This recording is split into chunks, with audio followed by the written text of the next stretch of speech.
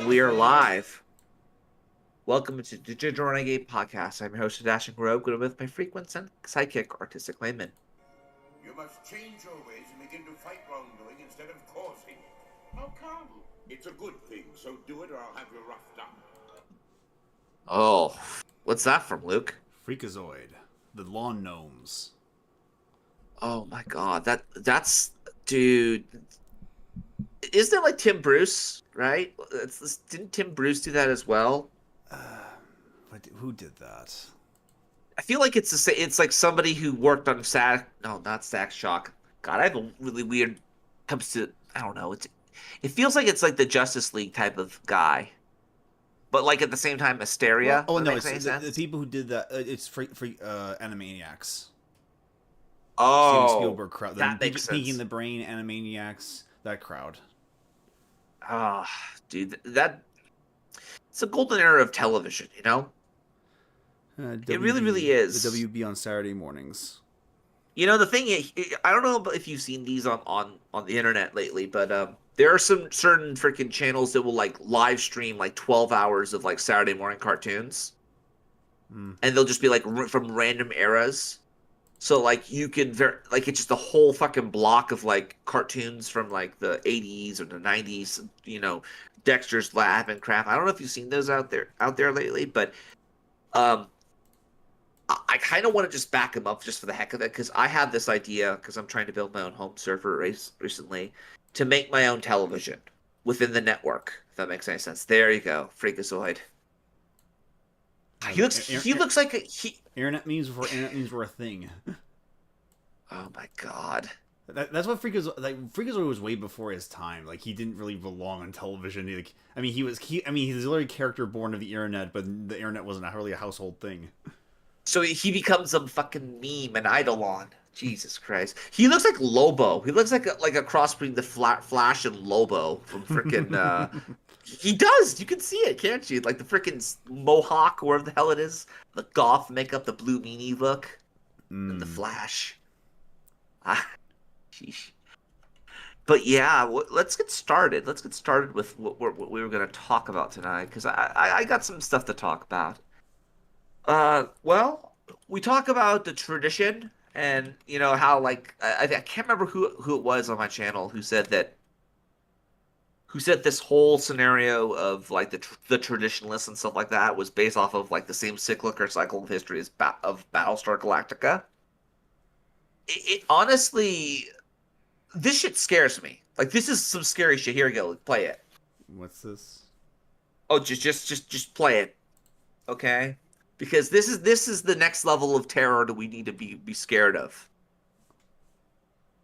Because rogue AIs powered by AI, the Sunnyvale-based company behind it, Figure AI, just got a multi-million-dollar boost. The robot uses AI to learn how to do tasks like lifting and moving objects.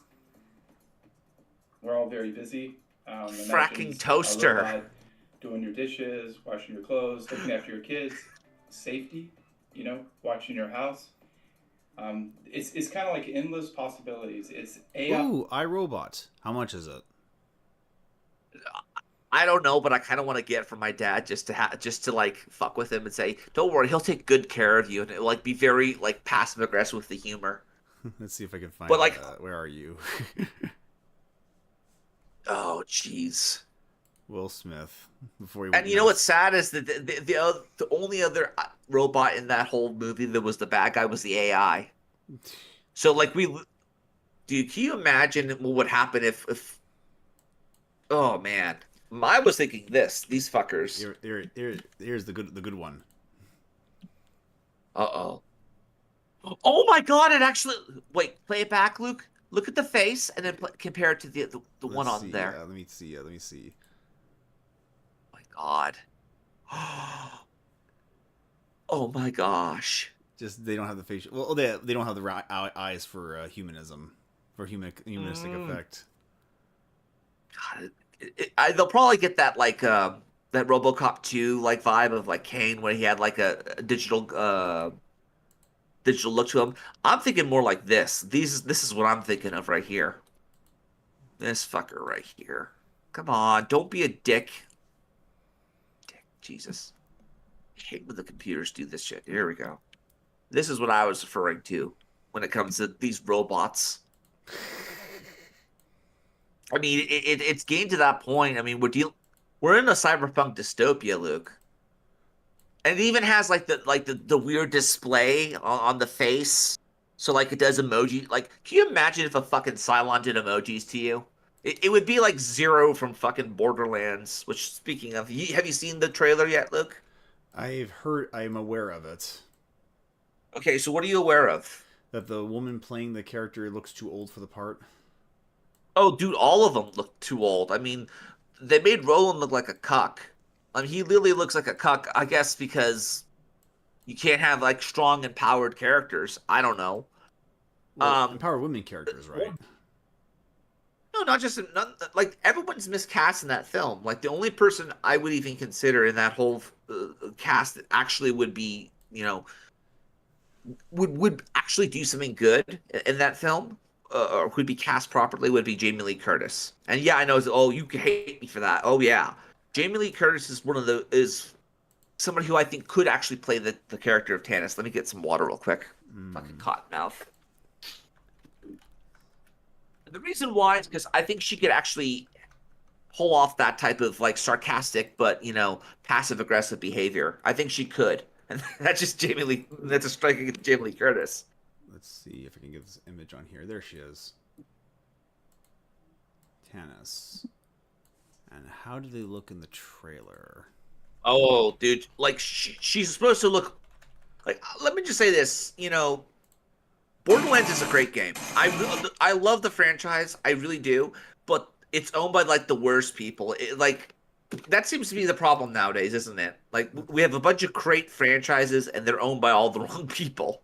That's hasn't been the story for the last decade. No, it really is. I mean, you have fucking like Magic the Gathering, and then if I told like my 2008 self that in 2020 or 4 we would have Optimus Prime, Negan from The Walking Dead, and I'm trying to think what else, Fallout and Warhammer 40K integrated into Magic the Gathering, you think I was high? You think I'd be drunk? That's allowed. They have characters from fucking Fallout. They have characters from Dungeons and Dragons in it, and cards even. Wait, Jamie Lee Curtis? That's her character? No, that is Kate Blanchett. Jamie Lee Curtis is. Let's see if I can find it here. And they got Jack Black. Come on, get the real claptrap. Fuck that shit. Now she's okay. She's all right. There we go. Yeah, there you go. That looks. Everyone's too old except for the rabbit girl. She probably looks like the part. Yeah, well, it's very easy to do. It's very easy to do the whole Tiny Tina thing. She's basically a white girl who's into like ebonics. She's basically from my neck of the woods, from my side of the tracks, so to speak. So yeah, like there was no white girl magic for her except with explosions. Is Kevin Hart the right choice? Kevin Hart? Yeah. No. Like I hate to be the guy who says this, but this is one of those. Like I will go see this with you at some time because I kind of want to go back to the theaters, and I have some tickets still. I actually think I do have some tickets. I don't know if they're expired or not, but I'll double check. I haven't even gone to see Immigration yet. What's Immigration? It's Illumination's newest, very family-friendly movie where we follow ducks migrating for the winter. Oh, jeez, that's. It sounds incredibly boring, but it's what they have right now. It's a Life of Pets kind of thing. Yeah, it's like Milo. They're trying to make Milo and Otis, but they don't want to go that far. You don't know about Milo and Otis, I take it. I forget. Milo and Otis. Okay, so Milo and Otis, that's what it's called in the United States, but over in like Japan, and because we're going to Japan, we know those sick bastards. They fucking. Oh, they literally Milo were throwing. Otis. I remember. Yeah, that's what I was thinking. I vaguely remember these characters. So they literally threw cats off of cliffs. They were literally like scenes where like they actually used real animals. Right? Wasn't that the same thing? Homeward Bound was kind of similar. know, like this is like here's the thing. I think Homeward Bound was like filmed in America, right? It was filmed in like either Canada or America or one of the like it's in the North America, let's say the continent, right? Uh-huh. Japan, the Japanese fucking they threw cats off of the buildings. Like you can look this up, Luke. Like the Milo and Otis like animal abuse. Just type that in. Fucking Google. Let me get this out for you. Otis animal abuse. This is not a movie. Oh wait, what was it? The name of the thumbnail? This is not the movie you remember. It isn't. They fucking abuse that fucking kitty. They fucking kill like I think 90 different fucking cats Oh, that's awful. through that whole film. That is absolutely awful. I truly I don't even know if it's 90, but it's like upward in the 2 digits. Fucking animals. Oh, poor kitty. Poor kitties. Poor. It was. Hey, at least they have 9 lives, right? So I hear on Looney Tunes. Yeah, this type of shit right here, I grew up with that. Mm-hmm. That's what I would imagine the conservatives are trying to go back to, which is, hey, that's great, awesome. Kitty what? off a cliff. And that's a real cat. They threw a real fucking kitty. Oh, poor kitty. It probably is gonna break its fucking legs. Kitty runs up the hill. Oh my. Oh my god. Oh, that's awful. Animal rights, but you know what? Let me just say this: that they went one step. Practical effects, I guess, are the best. I guess. I don't fucking know. That's always true, but this is horrible. It is, and like, it's just sick, fucking inhuman behavior. Disgusting. But yeah, I actually think Jamie Lee Curtis can play Tannis fairly well. I do think she's like the one person in that whole film that could actually do something. Yeah, they don't look like their characters, but they can at least act like their characters, right? Yes, that's exactly my point. I do believe that Jamie Lee Curtis will be able to play Tannis fairly well. If she was younger, oh my god, almost certainly she probably could. I don't know. I'm gonna watch it. You know, I mean let's see. The last couple films I saw, right? We went to go see that D&D movie. Everyone said that D&D movie was going to be shit, right? That just simply isn't the case. It was okay. It wasn't no John Wick 4, wasn't no freaking Super Mario Bros. Movie, but it was okay. It was fairly good. Hey, DZ, how you doing? I don't know why we're losing so many views. Give me 1 second. Jeez. I don't know. Let's continue, I suppose. Well, I found a better picture for my Freakazoid clip to the background. Hula Girls. God, one of them looks like Shell from frickin' Lilo and Stitch, or is it Shell? The fuck is the characters? No, Shell from frickin' the hell is it called? The Road to El Dorado. Jeez, that's what they look like. Chell. I don't know. Chell? Yeah. Is it Chell? Chell. Like Chelsea, because you know it's a Chelsea. Let's see. Okay, here we go. Let's start with some basic shit. Besides the Cylons being created so that a bunch of crazy occultists could lead us to the promised land of Earth, we got freaking Lauren Southern, and I don't know where this shit's coming from. I don't know who the fuck is playing this card now, where they're starting to say, hey, we're gonna start blaming the fucking tabloids for the reason for men's sexual preferences. And my first thought is, dude, it's anime. Yeah, it's anime. Who? You could blame anime. No, seriously, it's anime is what you could blame for the fucking beauty standards, right? Beauty standards. I mean, I know you fucking could. Look it up. They're all... A discourse between Sargon of Akkad and Radfem Hitler escaped the extremely online containment zone and run off into normie Twitter, but here we are in the current year. And the fight between these two has climbed into the tens of millions of views, approaching well over 50 million, and starting quite the discourse around female beauty standards, particularly in the early 2000s. Let's check this out. Radfem Hitler said, "Many of you don't understand that body positivity became a thing because in the 2000s, you were considered disgustingly fat if you looked like this." And you got a picture of Britney Spears dancing here. Then Carl Benjamin, Sargon, responds, "No straight man held this opinion or was even aware that this conversation was happening." In this case here, I'm going to take the radical centrist opinion and say both of them are actually correct. Everyone thinks... But how? They're saying... Yeah, well, they both are correct. Everyone's fat.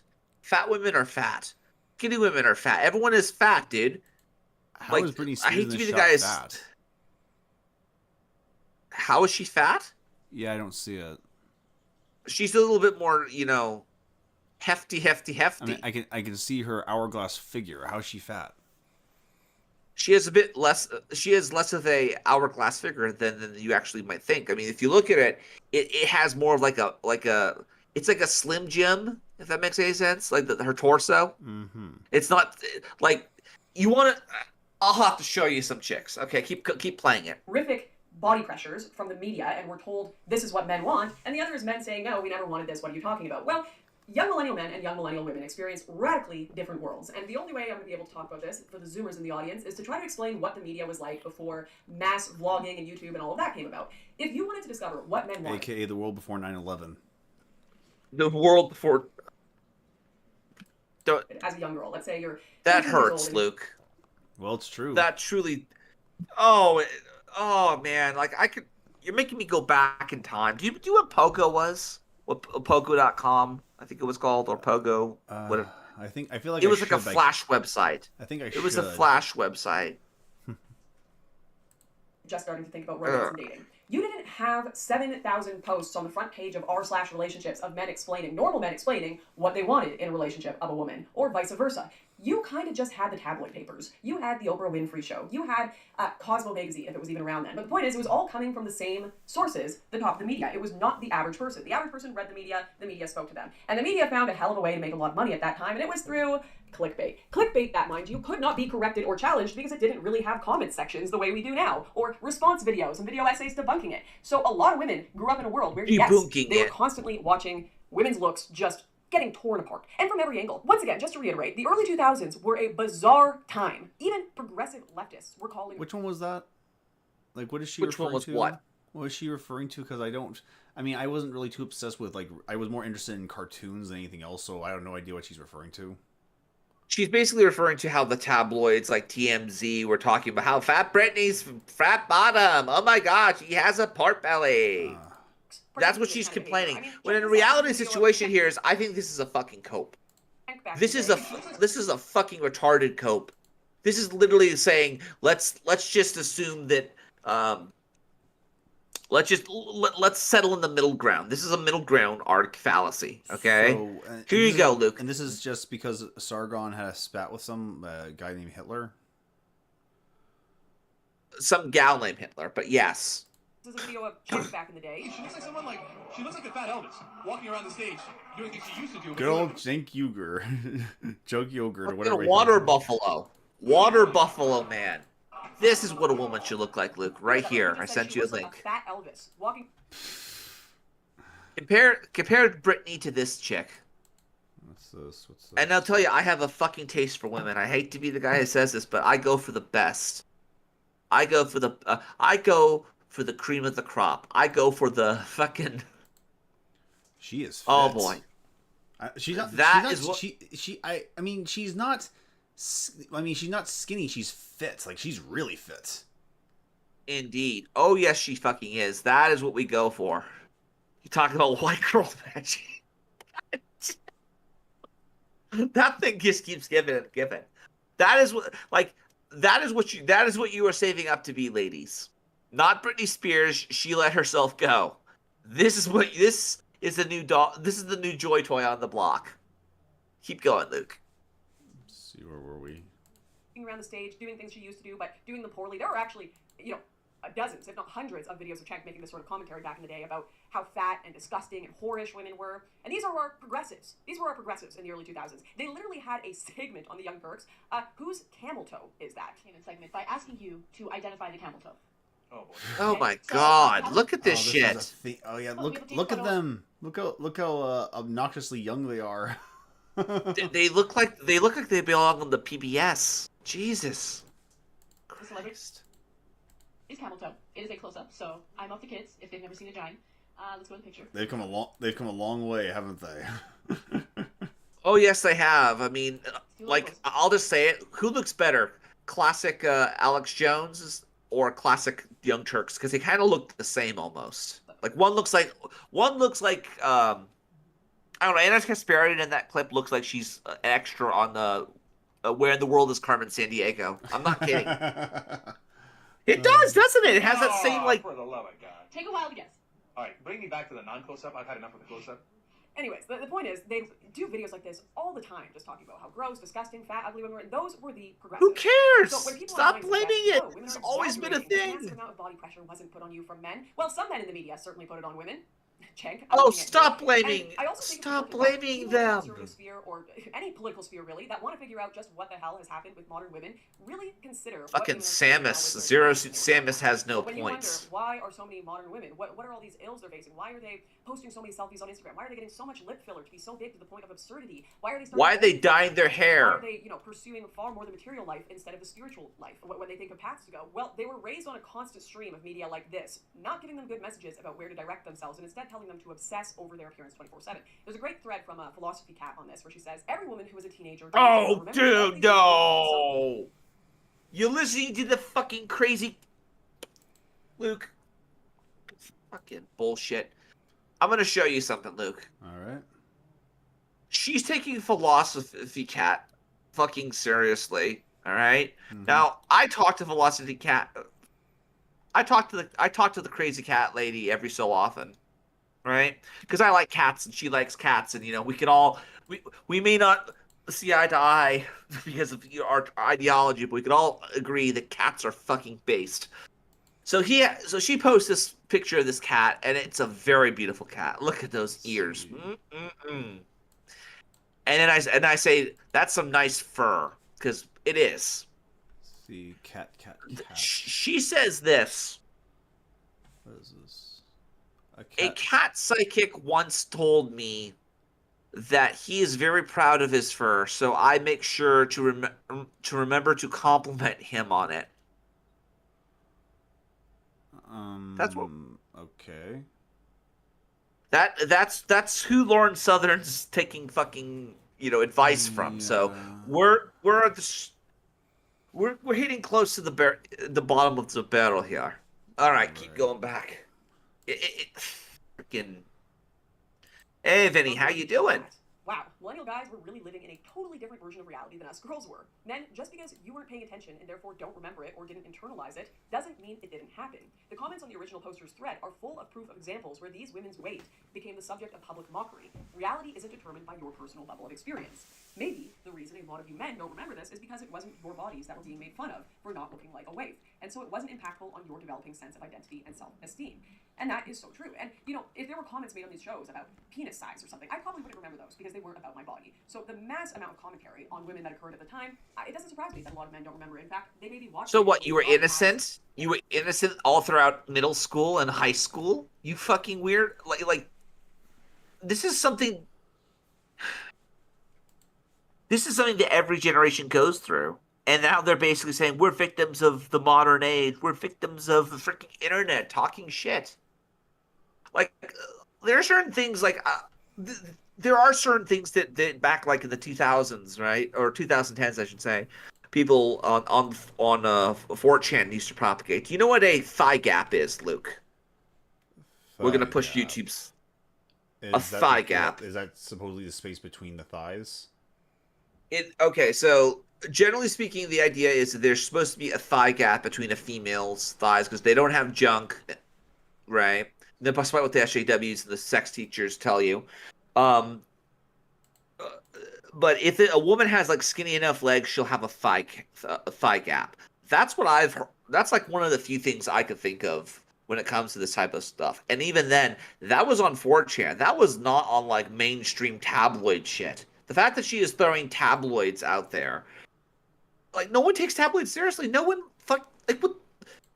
What is that shit in the fucking and like the discount section? Just no one reads it. Nobody reads this shit. Nobody buys their kids fucking, this crap. No one does. I hate to be the guy who says it. Like the only people who do are the fucking like, offices at like the doctors or something like that.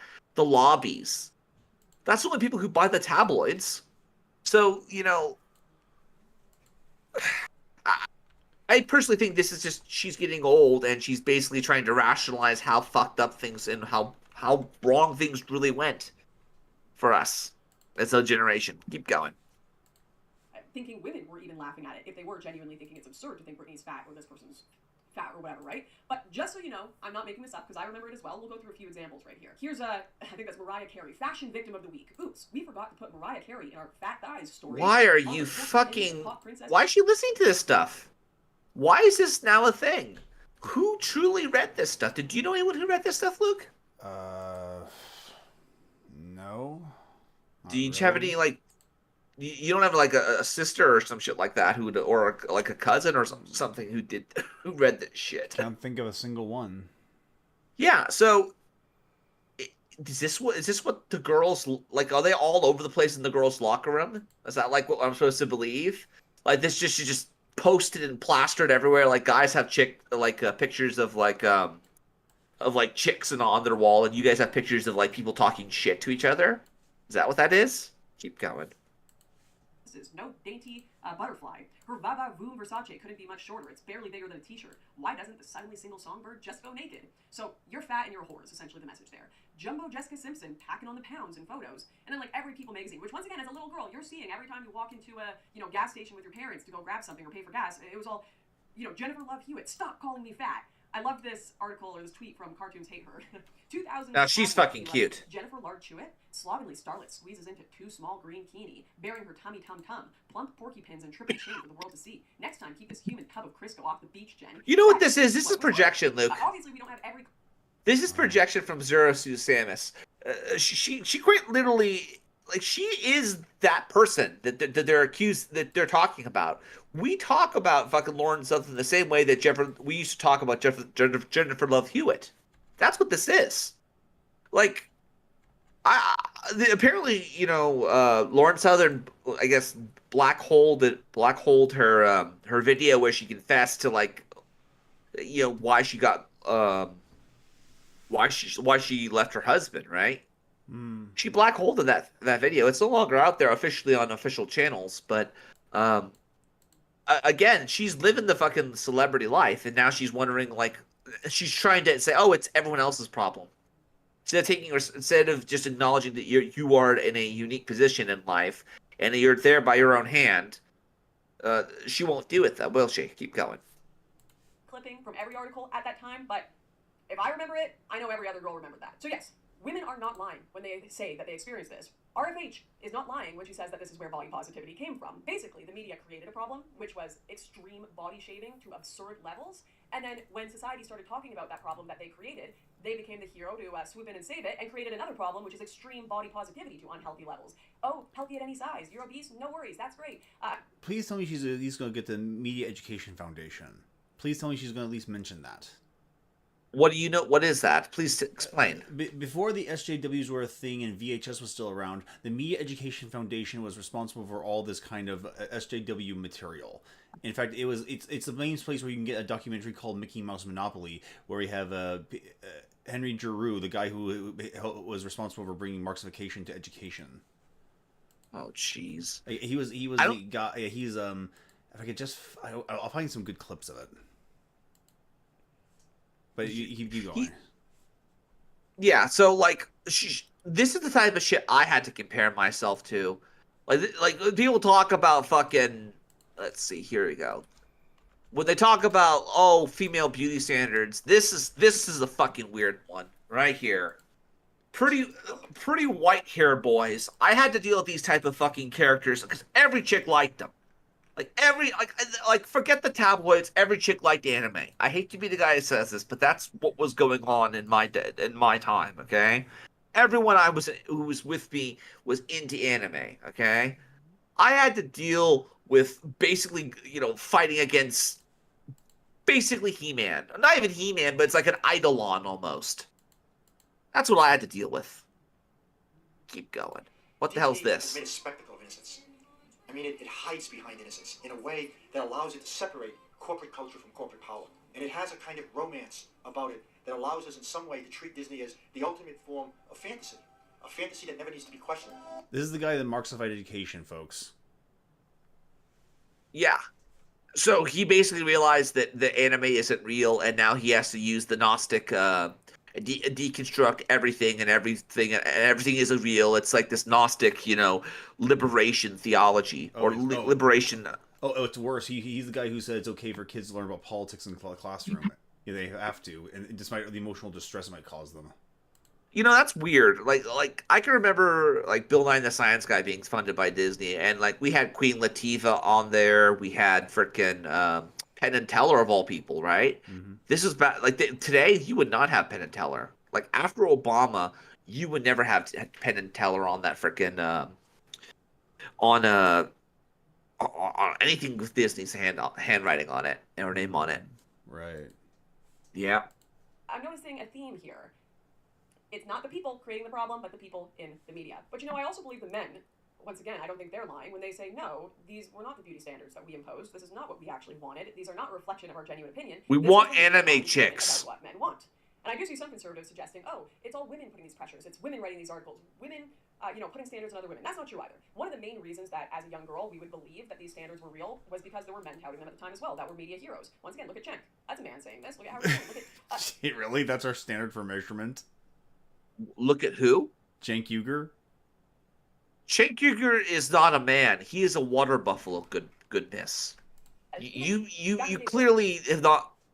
You're clearly losing your mind up there in the Great White North, which apparently, from what I could gather, she's really doing very well from being a single mother who supposedly lost everything and was living in a fucking log cabin up in the Great White North. But apparently it doesn't look that way to me. It looks like she's in a freaking studio, fucking like a stage almost. I don't know. But that could just be me. Tenant Media. Yeah, which is owned by Liam Donovan, who is that guy who is, I think it's the husband of Lauren Chen, but also her producer. Like, there's, like, it just, I don't know what's going to happen, but I have a feeling we're going to have a Harvey Weinstein thing on the right, if that makes any sense. If you get what I drift, keep going. Another kind of progressive darling of the day, he had a whole segment in his show that was Sexy Lady of the Week, and it was just girls in bikinis, big boobs, the big lips, all of that situation. He got rid of. Matt Christensen is on this channel. Yep. It's everybody who's a B-lister is trying to get back into the swing of things, and you notice like this gatekeeping of this shit. They're really trying to keep that spark of fame alive, aren't they? Like between freaking Tim Pool, which I don't even watch Tim Pool anymore. I hate to be the guy that says this, but Tim is not entertaining anymore. He's actually really, really, really unhealthy to watch. And say if you don't have the stomach for it. No, I cannot hear bad news. World War III. Oh my God, it's the end of the world. Oh, I can't hear that on my lunch break because I watch it on my lunch break and it just sours my stomach. Well, I mean, you could just read his title and you'll pretty much know what the subject is. Yeah, but the problem here is that even reading the title is fucking, upsetting. I don't need that type of shit in my life, Like, I am not going to go searching for trouble, so to speak, pun intended. I'm not going to search for, like, fucked up shit that's not safe for work at work, and at the same time, I'm certainly not going to be looking up shit that's going to make me unproductive and probably feel like shit, Regardless if it's the work or not. I don't know. Keep going. And scrubbed every episode he ever published of that in the early 2000s, but he integrated that sort of stuff into his content as well back in the day. It was lucrative. It was lucrative to exaggerate this pornified version of women and constantly criticize their bodies. And you know what? They were seriously able to convince the majority of women that men did want this. They wanted this heroin chic boob job look, otherwise they were worthless, essentially useless. So a lot of women desperately have tried to pursue that. Heroin chic. I think, wow, how stupid of women to be convinced that men need this for women to be lovable. I think men are being gaslit in the exact same way today, just by a different form of media. And that would be alternative red pill spaces that have captured men with these exaggerated, ridiculous portrayals of women and advice on how to get them that do not reflect the real wants and So desires. this is what she's bitching about. Is she talking about the red pill, the manosphere? What is she talking Yep, about? she's talking about the manosphere. Which, by the way, the What? only person. But what does that have to do with the? But that's a reaction to feminism. What does that have to do with the body standard stuff? Well, because they're holding women accountable. They're holding women accountable for their actions. You know, you wanted to go date the bad boy. You wanted to date the guy who, and I'll just say it right now because, you know, hot take, Lauren Southern is dumb enough to actually be, swayed by a guy who says, "Hey, you know, I got clearance. Want to fuck?" That's the type of person you're dealing with. Even if it is clearance, it doesn't mean he's a secret agent. It means he has clearance. I think that, you know, George or Rollo Tomasi was correct about that. That he only has clearance, and he used that, and she can't tell the truth because she bought the lie, so to speak. And if she ever admitted that to herself and the world, we'd realize how shallow she actually is. That's what I believe. Anyhow, but yeah, she's starting to criticize the manosphere because now we're starting to hold women accountable, especially women who admittedly are celebrities and have had their life under, you know, people's scope, under the watchful eye of the internet. And we're starting to realize that people are shit. You know? What is new? Whatsoever. I think Anna Slatz had a really interesting schizo post about this unholy alliance between the beauty industry pressuring women and the red pill industry pressuring men to believe that women are soulless ghouls, and what the overall goal of these two industries is. So she says, "I believe the modern beauty and red pill industries exist as an unholy alliance acting in tandem to make men homosexual." Stay with me here. One seeks to standardize femininity as an aesthetic that can be copy-pasted onto any face/body, and the other seeks to denigrate and dehumanize real women while isolating men from them. The result is men resenting the imperfections and needs of natural women while associating femininity with these shallow, standardized aesthetics. This combination of symptoms lends itself to a weaponized paper butterfly effect, where men value the aesthetic more than the actual underlying asset, and can easily disassociate femininity from womanhood, especially where they have already been convinced womanhood is so disgustingly flawed. The affliction will first present itself as political homosociality, eventually metastasizing into spiritual homosexuality as the man fully rejects the spiritual homosexuality, Luke. Approval of females. Spiritual homosexuality. So now you're no longer a homosexual indeed.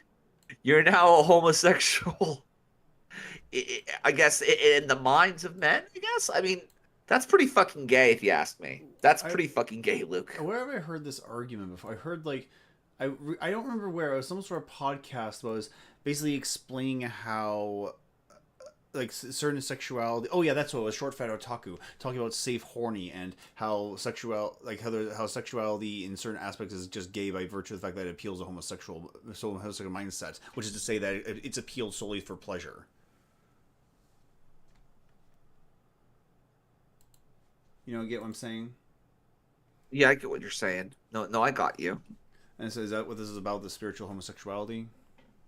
No, I when I first thought of it, I thought of Ryan Gosling from The Believer. Like right around here, about 2 minutes and 25 seconds in. Like this is what I'm thinking of when it comes to sexuality. Oh, okay. Believer. When? At what point? Let's see. 2 minutes? 1 minute and 30 seconds in. Sorry. All right. Right? Yeah, sure. I don't know. Is that right? And Jewish men love to get it.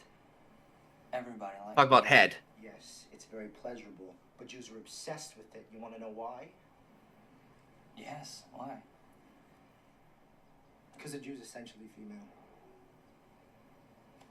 Female. Yeah. Real men, white, Christian men, we fuck a woman, we make her come with our cocks. But a Jew doesn't like to penetrate and thrust. He can't assert himself in that way, so he resorts to... We're fighting Chad Thundercock. Technically a perversion, you know that, right? Yeah. So that's why after a woman's been with a Jewish man, she's ruined. She never wants to be with a normal partner again. So Pause it. He's a better lover. No, he's not better. Yes. That's not what I said. I said he gives pleasure. Pause it. All right, that's what I was trying to get across. It comes off What it comes off like they're reading from the same book as this guy would have read. So like the feminazi type of shit, or rather the Kraut idealist crap. Who's you this know? person? Pelagici the Hated. Yeah, let's look her up. Price your bets to see if what we're dealing with. You think we're gonna deal with a rad femme? We're gonna think we're dealing with a neo-pagan? My money's on neo-pagan. And the first response to it is, "What is your most conspiracy theory? I need to know." Okay, so this is so she's literally looking at a chain of like schizo conspiracy theories, probably, right? I imagine that's what that is. That somebody will like they'll say like, "What are you drinking today? What is your EDC?" Like, you ever seen those on Twitter? Like, like there'll be that one guy who says like, "What is your last picture you have on your phone?" Yes. That type of shit. I think that's what this is. So she's literally sourcing something that's a fucking meme and not supposed to be taken seriously. And by the terminal stages, he is. I'm not going to read the rest of it because it's very rude, Anna. But overall, interesting take. Essentially, the idea. Where'd she leave off? Let's see where she left off. Read it up. Read me a story, Luke. Tell me a story. The affliction will first present itself as political homosociality, eventually metastasizing into spiritual homosexuality, as the man fully rejects the biological imperative for which he should seek the company and approval of females. And by the terminal stages, he is. I'm not going to read the rest. Where spiritual homosexuality, or as they would say, asexuality. Them, the results of men resulting in imperfections of us. I believe men. The affliction will first present itself as political homosociality, eventually metastasizing into spiritual homosexuality, as the man fully rejects the biological imperative for which he should. A biological imperative for which he should seek the company and approval of females, and by the terminal stages, he is pubes deep in an inverted penis backstack p lips hole. Oh dear. Oh. So basically she's arguing that we're all turning into femboys? Do we want like femboy hooters? Is that what she's arguing? Isn't that like a subgenre on 4chan or something?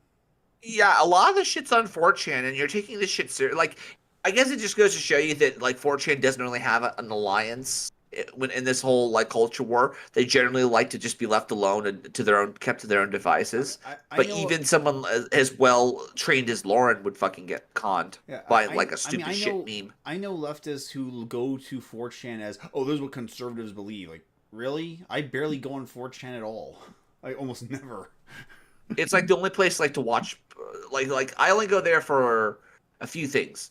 AI stuff and tech stuff, and that's about it. Like, I don't even like even the people who would go to like the political board where it's all Nazis, little like actual fucking Nazis and stuff, right? Or people who pose as Nazis. There's that old saying that there are people who are in on the joke and they'll just go along with the LARP, and then there are people who actually believe the shit, and we all laugh at people who actually believe it, because there's always going to be that one guy who will just like, no, it is them, it's totally them, man. And like they'll go full king of poles, so to speak. You know the type. Keep going. Very rude, Anna.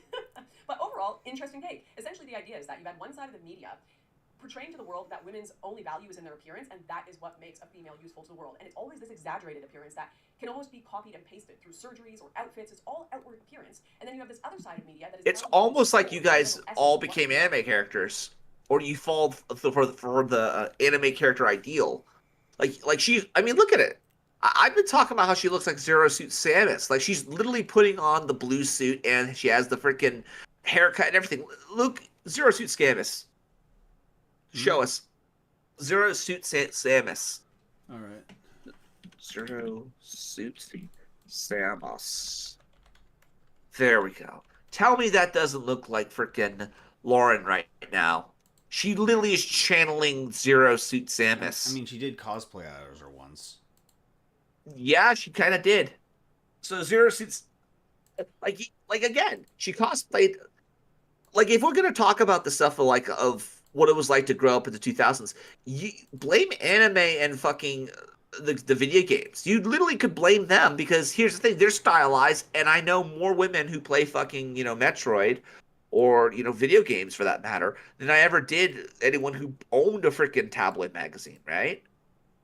Like if you really truly do want to blame Bayonetta for basically being a hypersexualized, video game. Well, why are you letting your daughter play it for the first off, right? And a lot of these games are truly not for kids. They really aren't. A lot of this media is not for kids. I don't think Samus Aran gets sexualized nearly as much as the fans do to her. Like, I really do think that it's one of those instances where, like, Link is a twink type of thing. Like, it's the headcanon of the fans as opposed to, like, the actual artist's intent. I don't know. Keep going. Is, aside from the appearance, is fundamentally flawed and disgusting and awful and must be rejected, which essentially deletes women as a real thing and creates just the aesthetic. And you can't have a relationship with a soul that is shallow and broken and disgusting, so essentially you can only have a relationship with male souls that perhaps present with that feminine aesthetic that is being so promoted. And therefore we must fall in love with, we must make anime real. Like, isn't that like the whole joke, right? We make anime real. So now we're gonna make, we're gonna hold women to the anime standards, and therefore we have to also hold guys to anime standards. And here's the thing that's so interesting: if this is all true, if we actually all held ourselves to be like Goku, or not even Goku, Saitama from frickin' One Punch Man, I think if we all did 100 push-ups, 100 sit-ups, and 100 squats, and then ran like 5 miles, or whatever the fuck he did, I think we'd be better off. There's a lot of stuff that we could aspire to, right? And a lot of this art is aspiring. But the thing that gets me is that I'm the one who's bringing up anime. She's bringing up shit like fucking tabloids. So you got to ask yourself, is this really a target, a combination of the old media, or is it just her being intellectually dishonest? Or just making, some culture war schlock? Right? Just putting stuff out there because she has to make a video because she's contracted by Tenet Media. Keep going. Either way, whether Anna's schizo theory is correct or not, the dynamics going on here and the pressures towards both men and women are certainly not creating an environment where we are working in a complementary manner with the best that our gender has to offer. And much like we saw in the early 2000s, where girls were just bending over backwards to fit into beauty standards that men weren't even trying to impose on them, but a certain elite group of media gurus were imposing onto them for their own financial benefit, we have men today doing the same thing, just with the red pill spaces. Reading books about the game, reject women, play mental games with them, cheat on them to make them like you, be this What about fucking the Satanic Witch? What about the Satanic Witch? What about all this feminist, magic shit? It's no real talk. We talked about that before, Luke. Are we gonna acknowledge the fact that there's probably a crossover between the nerdy stuff, right, and these leftists who would inject this? By the way, she has a very, very good. That's a very good stop right there, Luke. On the still frame, that's that's the e-girl. That's her inner e-girl coming out. I don't know. But yeah, generally speaking, a lot of this stuff, I guarantee you, comes out of the left. It comes out of the left, and it comes out of the left's interpretation of shit. You can't no longer just be you like fucking Wonder Woman. It has to be that one guy says, the whole Lasso of Truth thing was the BDSM shit. And then that be true, but then you keep it to yourself, please. I want to think like that. Those are the people who fucking made people like this.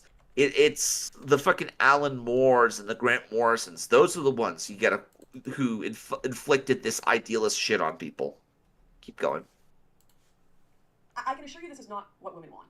I have been on dates in the past with men who have tried to pull this game on me, or red pill nonsense, even using terms like high value or sexual market value, and I can assure you the only thing that resulted of those dates was never talking to that person again and having a good laugh with my girlfriends. There is not a single woman on earth who watches red pill content and is sitting there thinking, oh my goodness, they really figured us out. They know what women want. No, I've met a lot of women in my life. I've talked to a lot of women. To conclude this all, men do not want women that look like they are addicted to heroin because they have bulimia issues that have been caused by reading too many tabloid magazines. And women do not want men who are emotionless, abusive, stop online blaming it. Again, that think they're... Stop talking about smack sheet.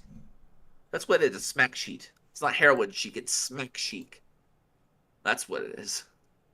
No, but again, where is this coming from, Luke? I think who the fuck, again, who the fuck reads the tabloids? Has she been talking to Brittany Venti? Is it Venti who's been telling you about this shit? Is it fucking, was it probably Brett Cooper, honestly, of all things, or Shapiro, because Shapiro seems to be the type of guy who would read Cosmo. I don't know. Or no, it's Gavin. No, She borrowed Gavin's Cosmo magazines for this. He has a collection. Trust me, he does. Got it from Milo. Anyhow, we're going to keep moving on. We're going to keep moving on from that because, you know, time is fun and time is a flat circle. So, time is a flat circle. What do you say to those people? Nietzsche shit the fuck up. Or, at 4 minutes in, Luke, you go to the alternative mainstream media to find out what's what. There you go. 4 minutes into this. What is this? Oh. This is Oh, Styx. Sticky Man, yep.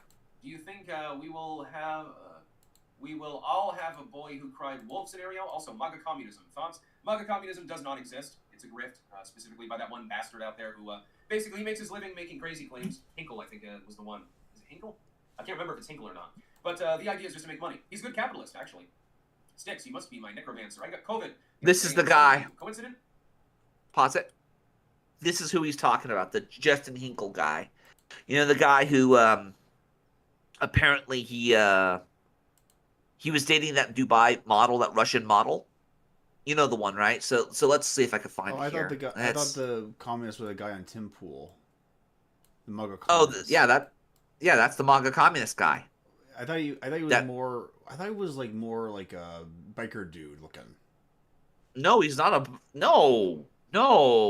He's a piece of shit, is what he is. No, it wasn't this guy. It was someone else. No, it's not the black guy, dude. No, that's what I mean. It's not the Hinkle guy. I was thinking of someone else. No, this is Hinkle right here. This is Hinkle. Not the black guy, but the white dude who looks like, well, he looks like a cuck. And sadly his girlfriend, or his ex, I should say, left him. Let's see if I can find her picture of her, because she's actually quite beautiful. And not to mention, she's single, guys. Apparently she's single. I'll take one for the team, Luke. I will, I don't know if it's just the fucking the summer weather or what, but in the winter, the long winter is over, and we're gonna and soon spring will come to this house of York. Here he is. Here's the guy. There he is. This guy right here. That's who you thought Maga Communism? Yeah, he's the first person I heard it from. Send me that link. I'm gonna send me that link through Skype. I want to actually watch that because I actually got to do some reconnaissance into that guy. Because what I know this guy from is the Justin Hinkle bullshit, right? Mm-hmm. That's where I know him from. And let's see. Thank you, by the way. Here you go, Luke. I sent you the link of the stuff. Twitter post. There we go. There we go. Instagram or Twitter? What is this? It's Twitter, or no, it's not. No, it's not. That's not that. Let me pull it up here. I have it here saved. I will find it. Give me 1 second, because I was looking this up and I was actually surprised because apparently MAGA communism is not a thing according to Styx, but those of us who know better, who've been keeping an eye on this shit, we have the gnosis about the neurosis. We know how to diagnosis the gnosis. There you go. We're gonna have lots of fun. There they all are in one big picture. Yep. Gee. Oh my god! Dude gets into everything. It's the same. Oh my! I didn't even plan. Okay, Luke, play the fucking Tim Cool clip. Play the Tim Cool. The fact that they're in the same. I didn't even plan that. Okay, thank you, Jesus. I love the fact that the means of production basically refer to the fundamental basis and conditions for the production of things. Only material things? What about intellectual property? No, there's no such thing in the Marxist view. Basically, I view personally, intellectual property is a scam, basically. Even in terms of classical liberal values, I think it's a transgression of. I think it's completely illegitimate. Intellectual property? Yes. So what about... Where were they going without ever knowing the way? Can I hide the secrets and make sure no one ever finds out how you did it? I believe credit can be given to people, and notoriety and fame and due glory can be given to inventors and creative geniuses. But one of the things I dislike about intellectual property is that one's product should be good on the merits. If someone can simply replicate your product... Oh, he's one of these I don't think it assholes who steals anything thinks from the you. I AK think is better than the fucking M16 because, Kalashnikov got glory and fucking Eugene Solder is a fucking billionaire. Right? Well, That's the type of try this. person we're If dealing it with. was, if it was legal within the current system for people to take all of my content that I produce and immediately re-upload wherever they wanted, I would cease to exist overnight. So, for instance, my morning show, Well, you already the Typical Daily Show, I produce 4 segments per day, and they're not allowed to be taken, right? It's my opinion, my commentary. There's fair use arguments, so there's a limit to people are allowed to take it, play the video and talk over it. Am I within fair use, buddy? Am I within fair use? Like, real talk, I want to know because this is transformative content, right? We're tracing the memes back to their origin, and it all comes back to the Walrus and his great crusade against the Atlanteans for the battle for Atlantis, Luke. The Eurasian battle for Atlantis is happening. Fucking, it's just fucking. I just find it hilarious. I find it hilarious that the more I talk about this, the more this shit just pops out more and more and more. More and more of this crap pops off. You can find more of it. I have a few other clips here. No, by the way, go. I don't, to be clear, the version of the communist system of the 20th century with rations and with standardization of basically what everyone gets based on what they With do. rations. That was a requirement. That's what for the goals of those circumstances, which was the immediate modernization of the productive forces from a backward agrarian and feudal economy. And they starved them to death, idiot. Yeah, like there's a video on YouTube about the Stalin's 5-year plans, and like there's a guy from America who like in you know what's actually this is actually very interesting. Look at the people who are smiling in this video and the picture of Dugan and all of them. The only ones who are in on it, who probably are the ones who are in on it, are the ones who aren't smiling. And the Walrus, I'm just saying, like you have two cucks on the side of them, and you have the bull right on the other side, and then you have the Walrus, doing his Crowleyite magic shit. Speaking of, here you go, Luke. In a dynamic, there's another picture for you. Information-based economy and increasingly decentralized consumer economy, for example, it's much more similar to China, where there isn't this kind of uniform compensation for what you do. It is measured based on some. So, for example, Pan-Africanist, by the way. Is a form of the. Of course he is. Oh yeah, because we have to get everybody to Whitey, Darky, Cracker, Eurasian, Wonder Twin Powers activate.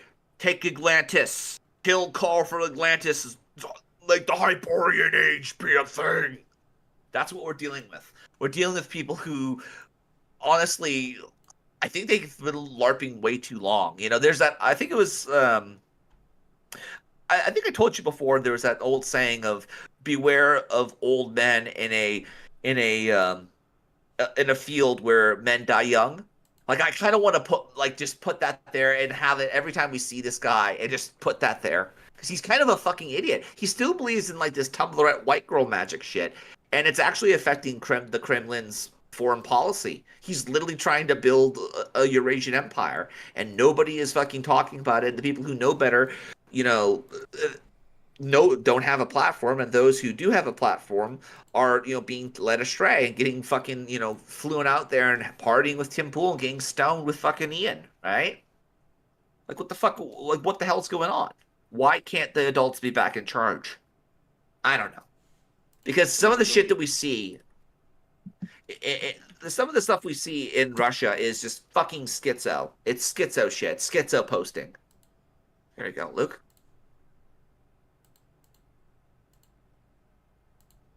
What is this? This is communist propaganda.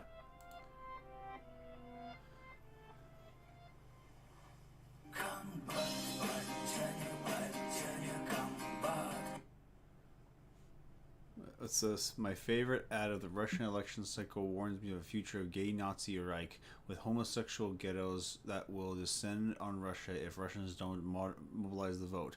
Also, the Nazi gays were gimp and used as torture weapons. Translate ad below. Зеля, включи музыку. Ваш социальный рейтинг повышен. Не забудьте послушать гимн еще и перед сном. That's a nice house, though. That is. I hate to be the guy who says this, but it's a capitalist house. That's what it is. No, it's an oligarch's house. Like it looks like something from the Bourne Identity, or it looks like one of those European flats. Fucking based.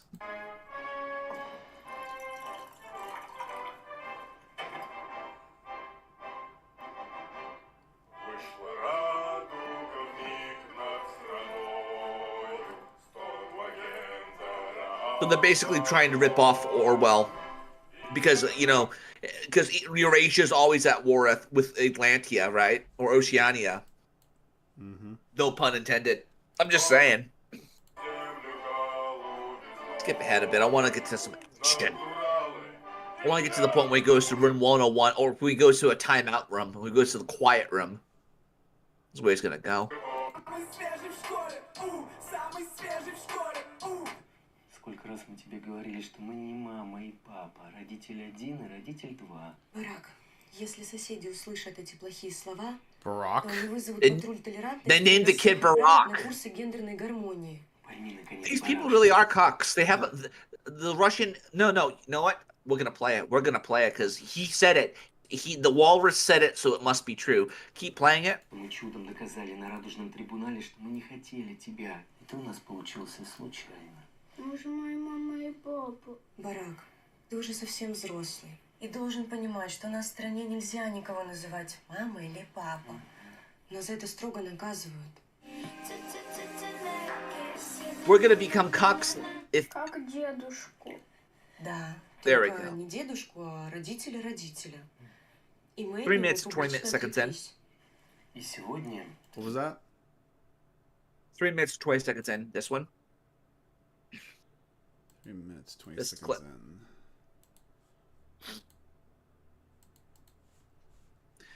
Ultra woman living with the forest with apparent issues. In a family sense, she has daughters named Egish at the same time, but not always.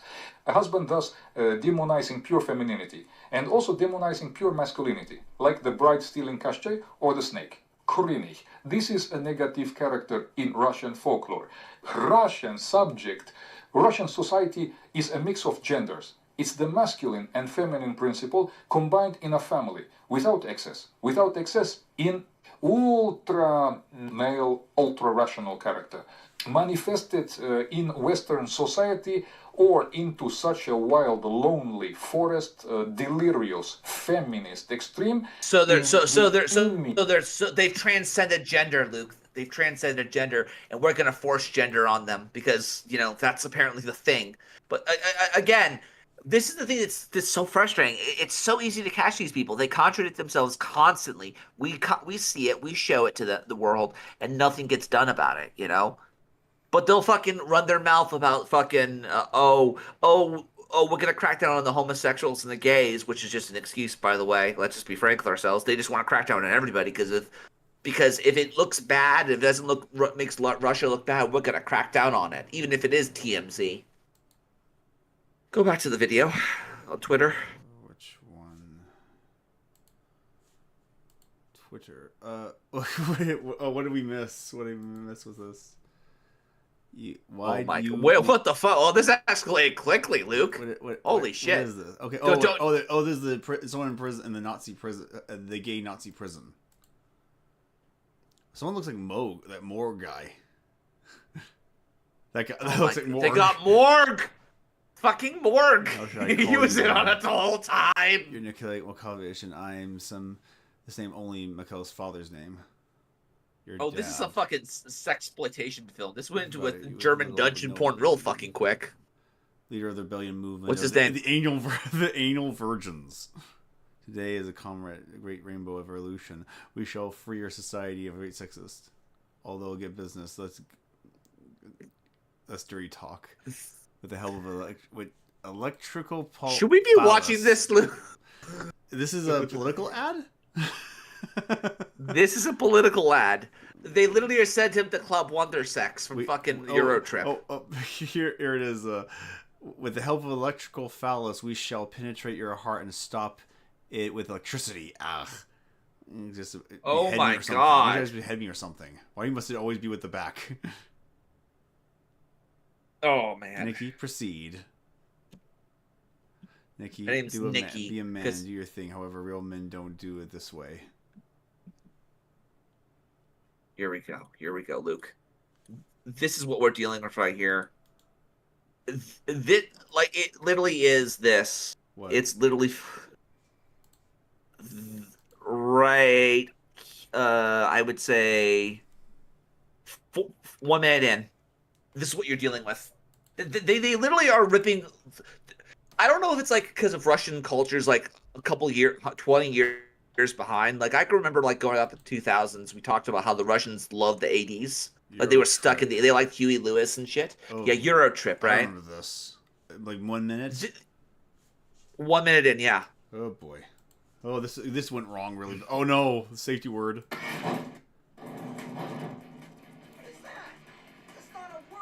Play it. Yeah, this is the type of people pay for this type of shit. This is lawful evil type of crap, and it gets to this point right here. This is what first comes to my mind. What are you doing?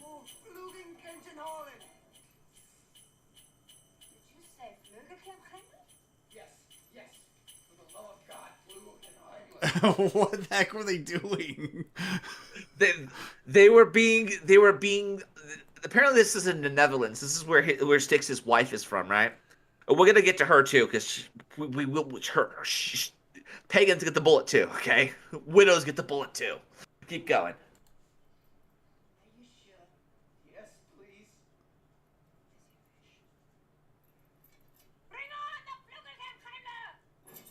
Now what? This is what he's frightened of. Oh no! No! No! Oh dear. You're gonna. He did it all for a free fucking t-shirt. He went through all that shit, and all he got was the fucking free t-shirt. Fucking. No. No, that's just sad. Oh. I don't want to talk about it because they both like canonically in the story, right? The characters went to they had like a bad trip or something like a Pastafarian Valar or something. Well, yeah. The premise is the guy is trying to find the girl. His what was the premise? He's going after his German pen pal, pen pal, and then made a mistake by accidentally telling her off, and now he wants to make up with her. This sounds like fucking Styx's redemption arc. And what's fun, and the reason why is because the girl's name sounded like a guy's name, and so there was a big misunderstanding. Yeah, I remember that. It's a good fucking film, to be honest with you.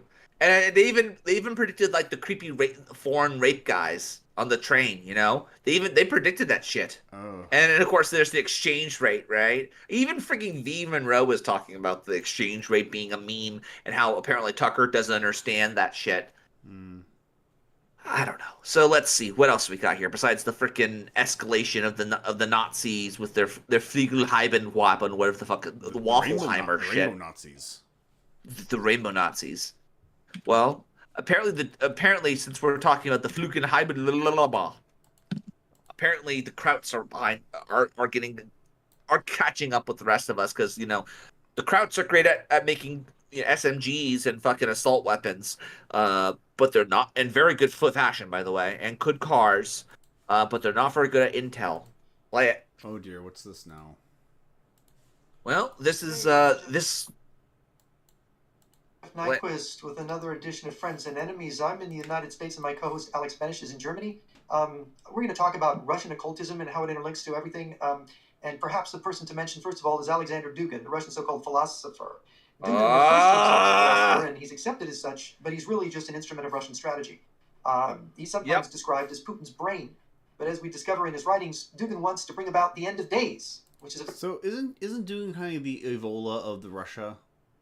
He's the Karl Maria Villigan of Russia. Oh no, that's even worse. He's the no. Actually, it is worse because here's the thing: there are actual traditionalists out there who will like actually play along with him and like LARP with him, but then they realize, oh my god, this guy wants to invade me and destroy my homeland and subjugate me, and it's like you don't realize until later on that the guy who's LARPing with you is actually lawful legal and he actually works for the intel agencies, and he actually had his will is backed with nukes. and you're still playing, video games and shit, and playing like D&D and hanging out with the frickin' with the flumps and shit. Keep going. Very creepy kind of notion. And I've got a quote of Dugin about this. It's from the Fourth Political Theory. It's from his book. Dugin wrote, "If the fourth political practice is not able to realize the end of times, then it would be invalid.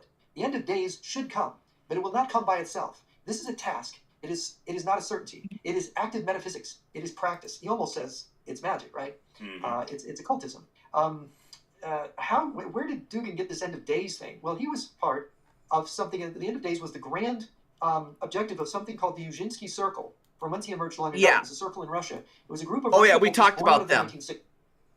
Yeah, yep. There was a bunch of, like, the type of people that Yuri Bezmenov used to hang out with, right? Like the red princes and red princesses, the people who were, like, the fathers and the mothers of the state apparatus. Like, you know that Dugin was his father was a GRU general, right? Or a GRU colonel, right?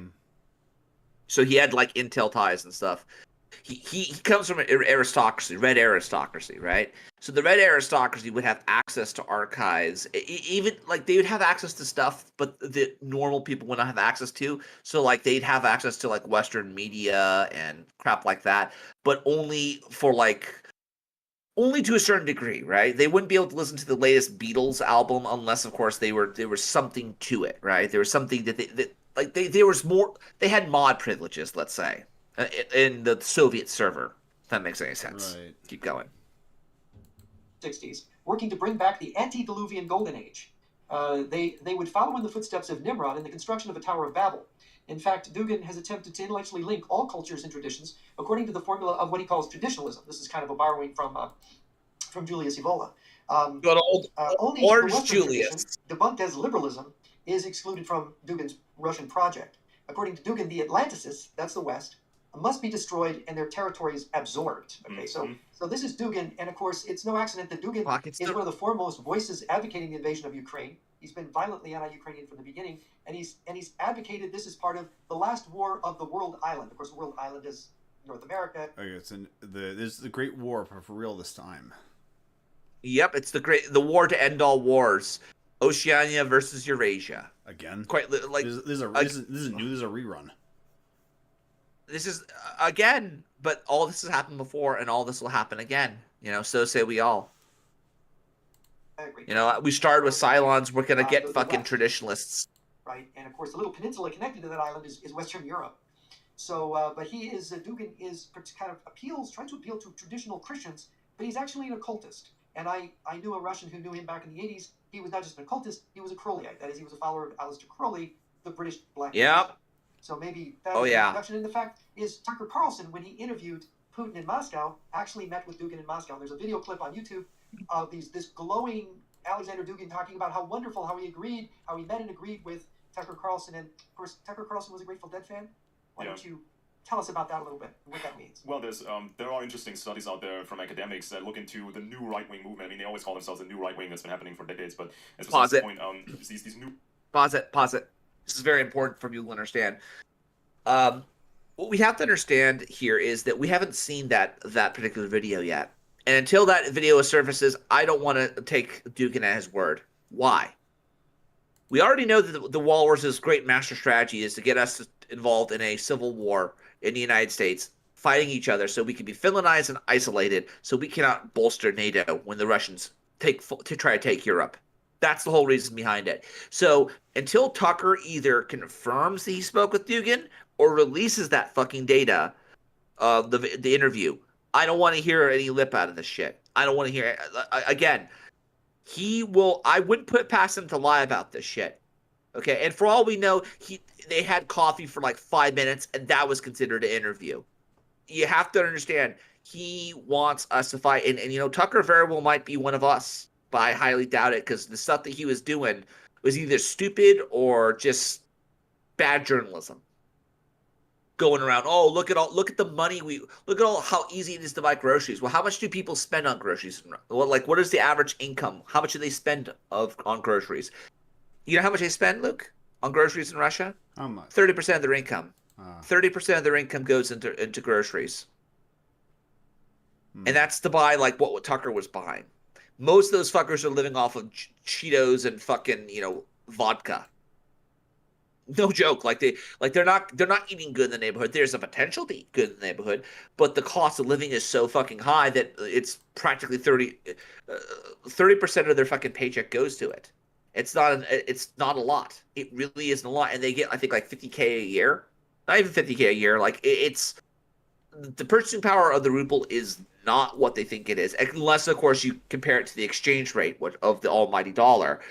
Hence why we hear a lot of these people pushing the idea of, oh, the dollar's dying, Brexit is the new way. It's not. No one trusts any of these countries. There's a reason why we don't like Iran. There's a reason we don't like China. There's a reason we don't like, when we tolerate India. Let's be frank with ourselves. We don't like Russia. And there's a reason why these countries are not liked. There's a reason why. They're assholes on the world stage. They don't care about the fucking worldview of liberalism. They're doing their own thing. They're rogue nations. And they should be seen that way. Keep going.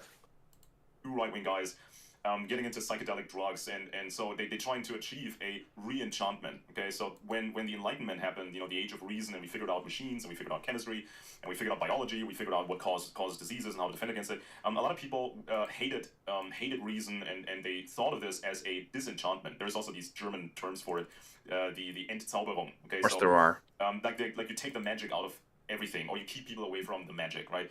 And what these occultists trying to achieve is a re-enchantment of everything. I swear, Germany is to intellectualism what America is to world policing. Nothing good. I'll for tell you, anybody. crowd idealism is like the greatest. Like, of all the people, like of all the reading lists I find online, they all talk about Phenomenology of Spirit by Hegel. Of course. That they all talk about. Yeah, and Hegel, honestly, Hegel is really, he's good for like pseudocode. He's like the guy who invented pseudo philosophy. Because that's kind of what it is. It's pseudo philosophy. That's not like, he doesn't define his terms. He just cold reads his way to victory, right?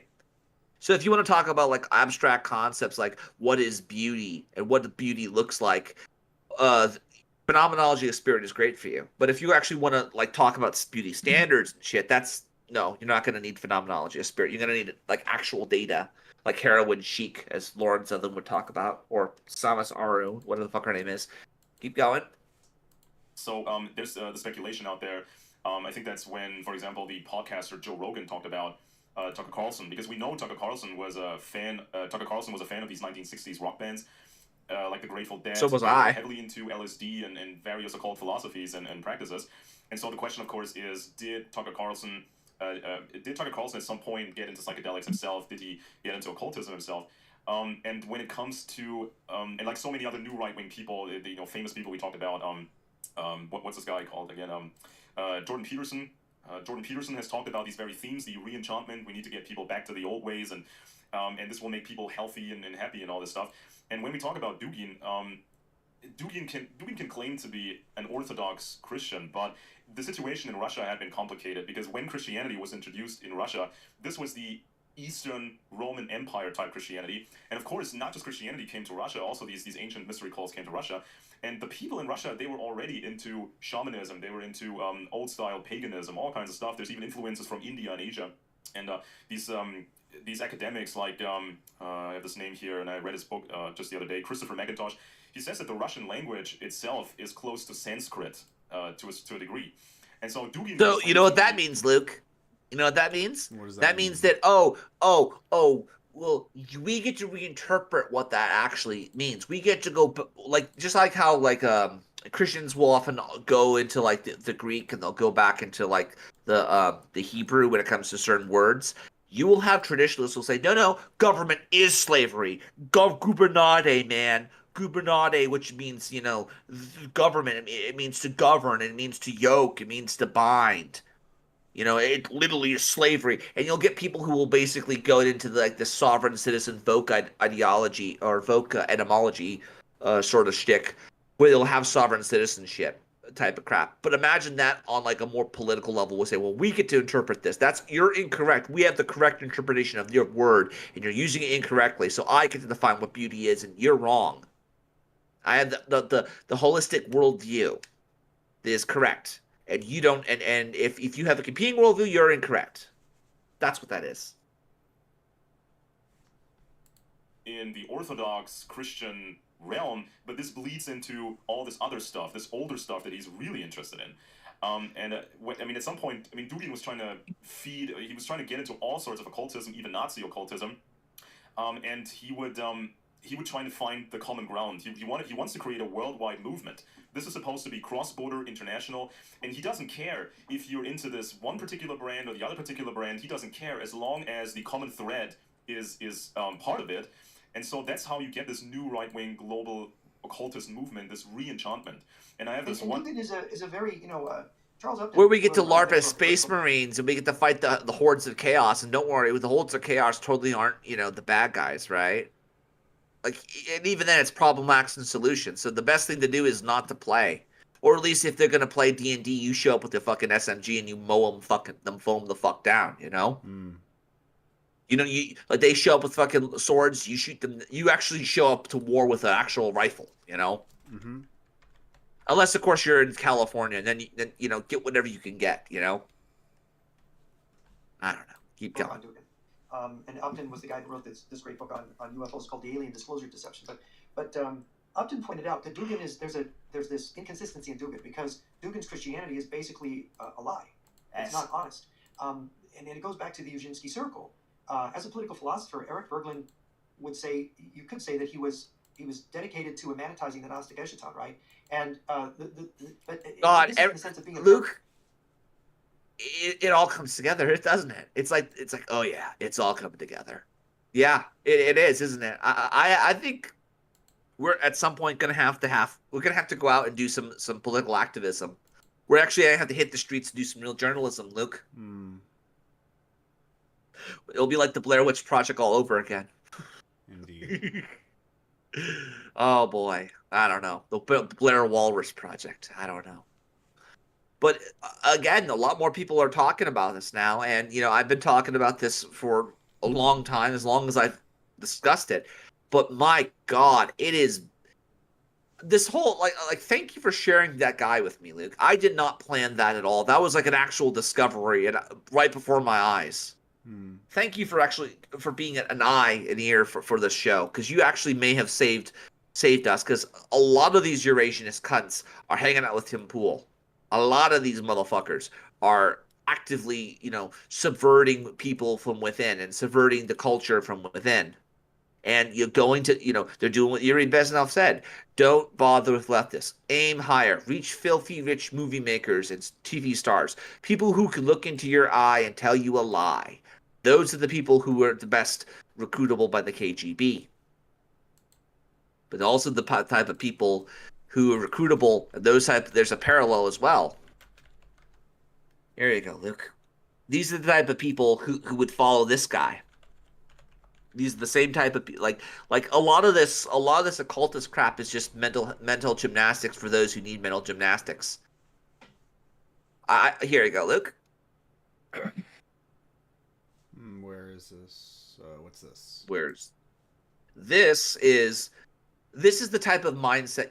The same people who believe this guy are the same people who would find Dugin's philosophy, necessary. Here we go. Brain, the back part of it is where you learn, the front part is where you do.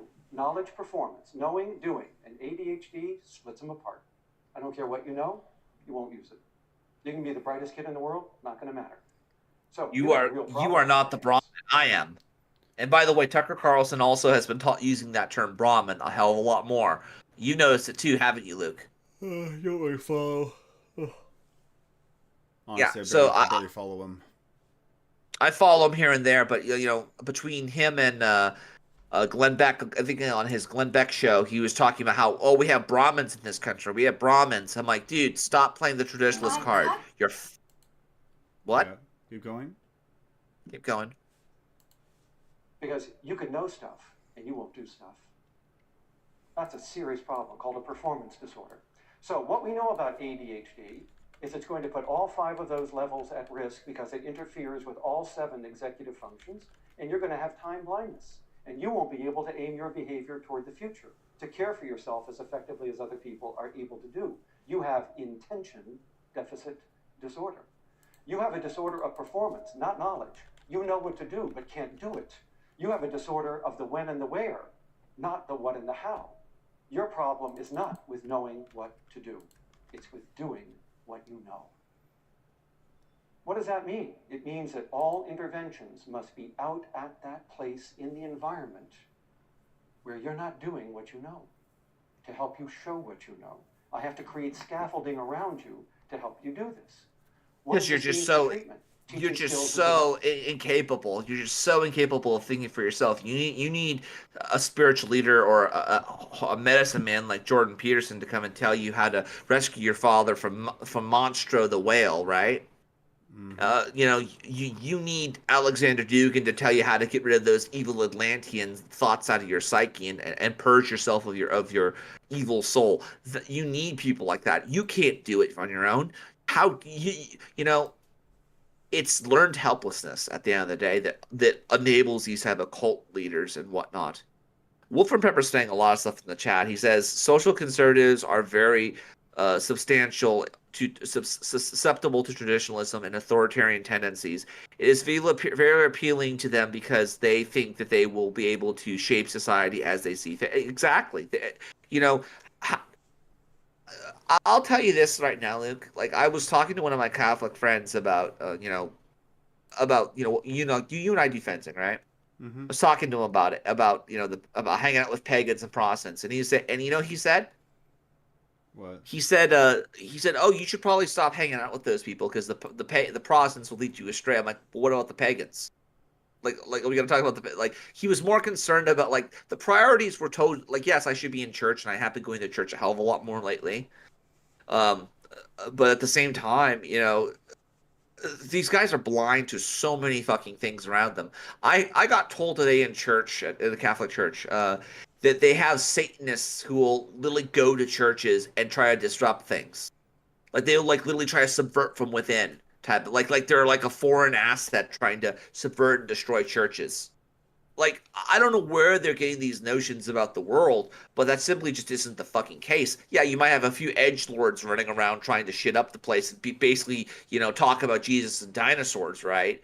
But generally speaking, that's just not the case. And there's so many things these people are blinded to that they kind of need to be guided in a lot of ways. The problem here is you have a lot of false shepherds out there who will tell people they will lead them to the golden age, but they won't lead them anywhere. They'll go straight to the slaughterhouse, like in Pinocchio's Pleasure Island. They'll have the furry foxes and everything. I don't know. Maybe the system admin. Well, the fox does become the system admin. Let's just say. Keep going. Adequate. It won't work. You can sit down with somebody with ADHD and tell them what they need to do. Good luck. Right? It's not even going to leave your office. You act like they're stupid. They're not. They know what to do. They know what you're telling them to do. Right? They're not going to do it. When they get out there, that information has no controlling value over their life. And it ticks you off. You start to interpret it as a motivational problem. But the only way to deal with executive deficits is to re-engineer the environment around them to help them show what they know. They need to be able to wear their persona to work, Luke. They need to be able to dance their animal. They need to be able to dress up like a Bond villain. They need to be called by their pronouns. They need to believe that they need to use something besides the Gregorian calendar. You need to respect their gender. You need to respect their privacy. You need to respect them as the Brahmin and the holy man. You need to respect her as the Vela. That's what that is. Anyhow, we're going to move on from that, and we're going to go into some interesting stuff from let's just say the election years. I think we actually finally topped it this year when it came to election ads. This is from last year, for those of you who don't know. This is the last election cycle. I remember this. You remember this guy. Hi, I'm your neighbor Kyle Green. I'm running for District 18A State Representative. I'm not asking for you to vote for me as your leader. I'm asking for you to vote for me as your public servant. The primary duty of a state representative is to protect all the rights of his constituents. I want to be your state representative. I want to be your public servant. And I want to be your nigger. He wants to be my nigga. He wants to be my nigga. Yeah. Well, That's a Democrat ad. This is a Republican ad. Here you go. I heard. And this is what's really interesting to me. I noticed this about the fucking. It's kind of ironic that the KKK run around with as ghosts because they kind of have become like the American version of the specter of communism. They have become a specter. Like if you ever need to like gin up a spook or a ghost, right? Just pull out the like a generic bad guy, the KKK. Yeah, that's what they are. I mean, they are what C.S. Lewis referred to as a trend, or a vogue, which is to get people to focus on things that I think are dangerous to ignore their real dangers. Here you go, Luke. From Mr. Guns. Mr. Guns Gear actually talked about this. And shout out to his fucking channel. And what is this? This is a Republican ad. Wait, this is an actual Republican ad. This is an actual Republican ad. Okay, let's take a look. See, one, as far as political ads go, seems like a good one. Is there that political is seen unseen as a gun that isn't one of the following: a shotgun and a non-shotgun configured to be completely Mark way. So good for this guy or staff of the shots for fitting the typical support the two Second Amendment dumb politician narrative. Democrats like to say that no one needs an AR-15 for self-defense. That no one could possibly need all 30 rounds. But when this rifle is the only thing standing between your family and a dozen angry Democrats in Klan hoods. We're going there, Luke. Oh boy. You just might need that semi-automatic. And all 30 rounds. The Duke of Spook the spooks. Jeez Louise. Well, that was fun. Yeah. No, but like honestly, like this whole scenario, this whole ad on YouTube and whatnot, it really does. You can take it off, by the way, off the screen. It really does remind me that the KKK have become sort of like the boogeyman of America. It has become a boogeyman. It's not just like a fiction of our imagination. It still haunts us, despite the fact that the original intent of why they wear the hoods was to be the ghosts of the Confederates. So it's kind of ironic that the ghost of the Confederacy still is haunting people, and they keep bringing it back to life. I find it very like there's some psychological shit going on. You could very well argue that they are like the Jungian shadow type of shit. Oh fuck! Now I'm doing it, Luke. But like seriously, like I just find it interesting that it became what they wanted. It became that specter of dissent, but not the way they originally intended. You know, I don't know. But let's see what else we got here. I got a few. One more thing actually. I don't know if I could play if I should play this whole thing because it's like 20 minutes, right? Because I don't want to keep you around for longer. But for those of you out there, there's a Ukrainian cosplay player that I follow, and she was talking about what her. I would encourage people to follow her regardless. Her name's let's see if I can find it. Phoenix Fatale, I believe her name is. Let's see if I can pull it up here. She ain't no freaking Russian model, but she's a cosplayer, right? Because a lot of this stuff. Here you go. Yeah. She's actually been helping on the front line. She's carrying supplies and whatnot. And you can follow her if you want. I personally won't play the whole clip, but she does go into what she has to deal with, like all these people, like, we know what's going on. We know what's going on in Ukraine. We know what. I'm sorry that's happening to you. You're living under a Nazi regime and stuff. And like she actually hears this type of stuff. She's part of, I guess the scene, if that makes any sense, regarding cosplay. So like there's certain crossroads of certain likes that we both share in that regard. They have brought this person to my attention, and at the same time, if you follow her on her channel, she actually shows some really good information, really good like what's it like on the ground in that particular part of the world. So I'd recommend it for those people. I'm not going to watch the whole thing, but play some of it, Luke. Times since I ever did any videos like that, and I'm not sure if I ever posted video like that here, because usually I'm trying to provide like cosplay creation content and life with my studio. But today here there is a quite special day, I think, and I felt that I just want to talk it out. I know that today is 24th February, and I think that for most of you this is not a significant date. For me, this day is pretty significant because today is 2 days since the full-scale invasion started here in my country. And I decided that this will be my first time when I will One talk thing with I will you. say about Ukrainians, and I've noticed this, they have very big hands, like heavy weapons guy, Team Fortress 2 hands. I don't know what it is. I've noticed this about a lot of Ukrainians that I've met personally. They have very big, massive hands, and I have pretty big hands, okay? I just want to put that, I'm not going to try to bash the chick, but, you know, she's not, again, I just noticed that. Keep going.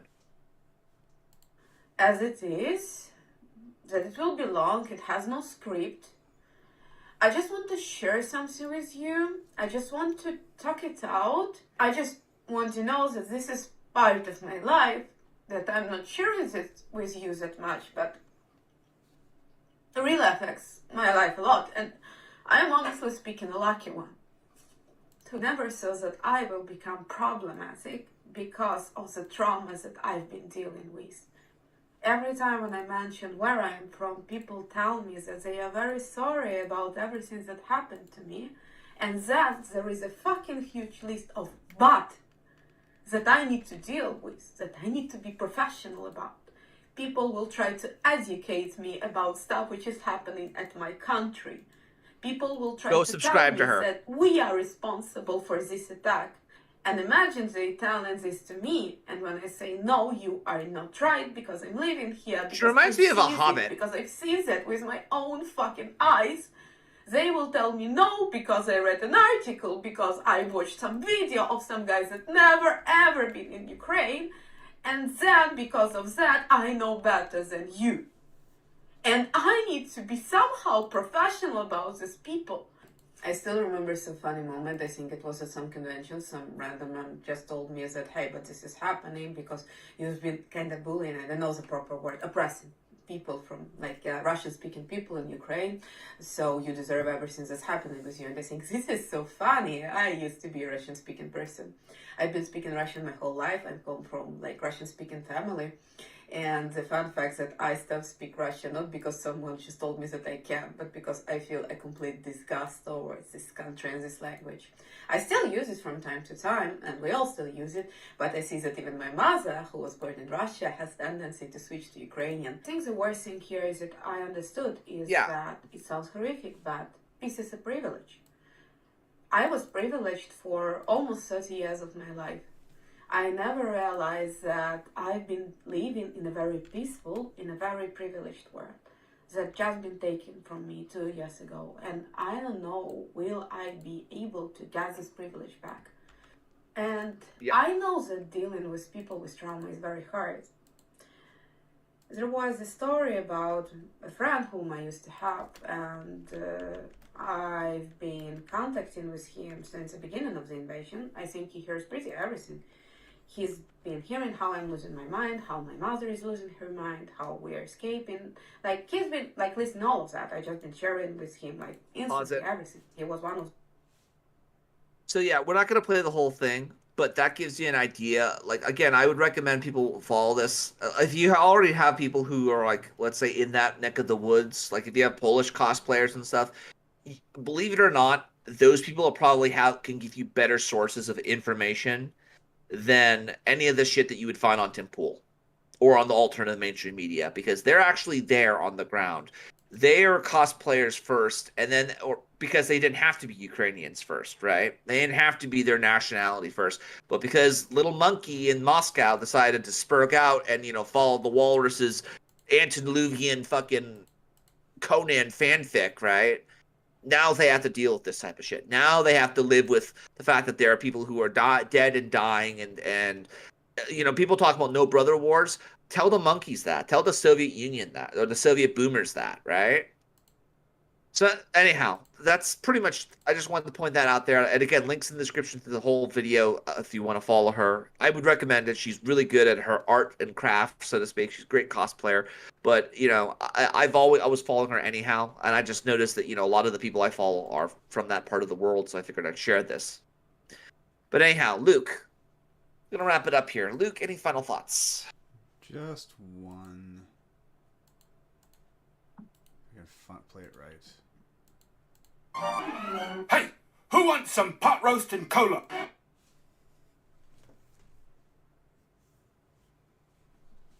Oh. I don't know who wants chowder. That's what I want to know. Probably Crowder. Oh, I know one. Anyhow, here's a better one actually. You're hungry. Go. We're very proud of that.